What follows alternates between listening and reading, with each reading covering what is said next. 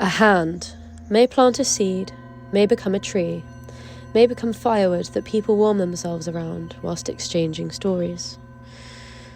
May become ash, may become nourished soil, may become a tree, may become paper, may become a book in a hand. Swirls on fingertips caress the pages that years of tree trunk rings counting up like tallies gave life to. This tree, the giver of this experience, is gone. Oblivious to the fingertips, oblivious to the turning chapters. Yet here it is in the flesh. Years of gradually growing, bringing a vessel of language to a mind just as mortal and temporary. If you were to write a book not to be opened for 100 years, what would you write in it? Do you believe someone will be there in 100 years to even read it? Would you trust that people would care for it until then, passing it down the intended path? Can you trust someone that does not yet exist? Deep time. It brings either a strange sense of peacefulness and awe, or a panging feeling of discomfort. To think of a world without you or anyone you've ever known. It could mean the hollow ache in the sacral zone for the loss of any identity or ego. It could be the lifting of the heart and excitement for all of the lives and potential stories yet to come. It could be the worry in the mind, uncertain if there will be many more stories, fingertips and trees, to come at all. A future library is like a Zen koan, an unsolvable enigma designed to expand the mind by provoking the great doubt. Written over centuries and centuries, koans are prescribed to Zen Buddhist novices as meditative tools to expand the mind to break past beyond concepts and into the realm of the unknowing. A proposition much more puzzling than a riddle. Buddhists embrace uncertainty in all of life, and in particular the knowledge of impermanence, which they call anicca. Through accepting impermanence, you may or may not find peace. Through this koan, you may or may not find an answer.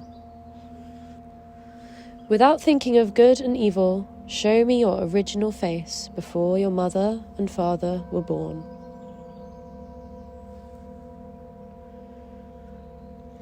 My own mother and father created a story just for me when I was little.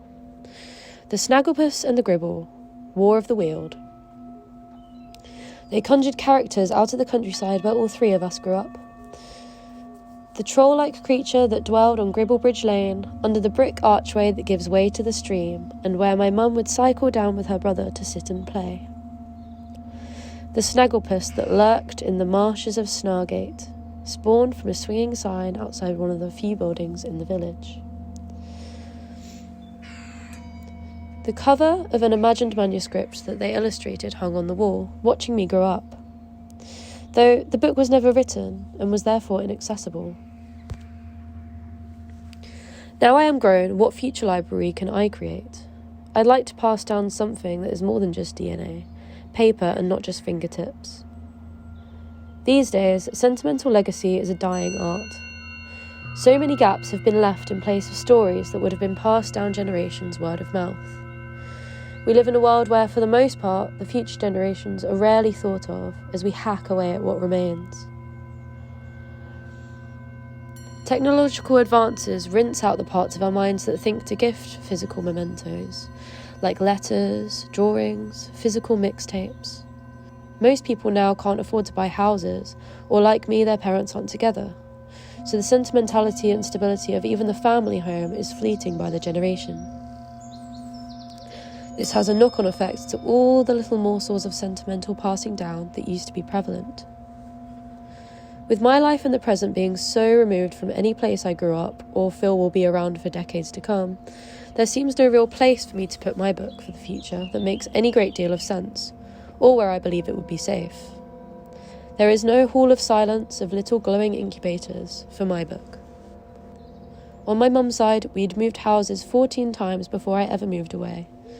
Not in a fun and nomadic way, but instead just chasing work and tenancies. I actually adored it in a way, as it taught me to embrace change. To embrace a Nietzsche. Little me would get so excited for the next unknown to unpack all our trinkets in a new house, ready for new memories. And at the same time, now that I'm older, I find myself almost envious of the family homes of my friends, alongside anecdotes of when they were little. I find myself craving land where I could plant and build, perhaps even keep a time capsule such as this one. I feel very lucky. In my part of this world, the places and human orbits I observe, there is a huge resurgence in people craving the more simplistic and tribal ways of life. Community projects over the modern individual grind, making instead of just buying. Natural materials and fibres over plastics. Things that have a lifespan, things that can grow and can die. The loss of these elements of life that aren't just privileges but that should really be fundamental have created a bounce-back effect where we are actively springing back to ways that feel more real, like jumping into the arms of a long-lost love. I wonder if Future Library would exist if we weren't all desperately yearning for a reality apart from all of the modern filler, where we can freely feel the passing of time and change. In writing my book for the future, I felt called to visit a few of my old homes that were in the countryside and revitalise memories that lay dormant in my mind, but all I could do was peer through a hedge at all of the changes that had been made. In Little Vale, I saw that the treehouse my granddad had built for me almost 2 decades ago was still there, but it was unreachable. Between myself and it stood many new sheds and mobile homes, even a couple of horses. When me and my mum drove to all of the places that inspired War of the Weald, they looked different too. Gribble Bridge had metal railings where there used to be old crumbled brick walls from where someone had crashed their car into the side. Just across the lane, some woods where my mum used to play had become a lumberjack's plaything instead. Perhaps in 100 years there will be a built-up housing estate. Or perhaps it will have been entirely obliterated by some planetary apocalyptic disaster, probably of our own making. Perhaps a yet unborn reader will be sitting here, with my book that I write now, on a pilgrimage of ancestral past and place. That last imagination was almost egotistical, and the beauty of creating something that nobody who is alive today will ever see is that it's almost impossible to be. A future library is a selfless act, a creation without willing another to perceive you in any particular way. All they could ever do is imagine who you were. Because imagination seems the human mind's natural response to oblivion. Speculation brings comfort. After all, how could we come to grips with the thought of nothing? We can only hope whatever nothing is for us in this world is something for others to come. Cast something downstream with a detached hopefulness. The 10th author of Future Library answers this physical koan of pages and years to go by.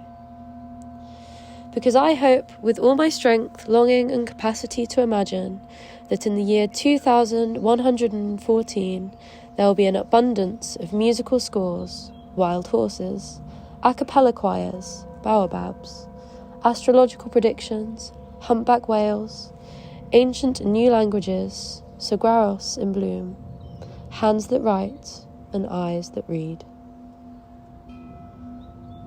And so we plant a seed.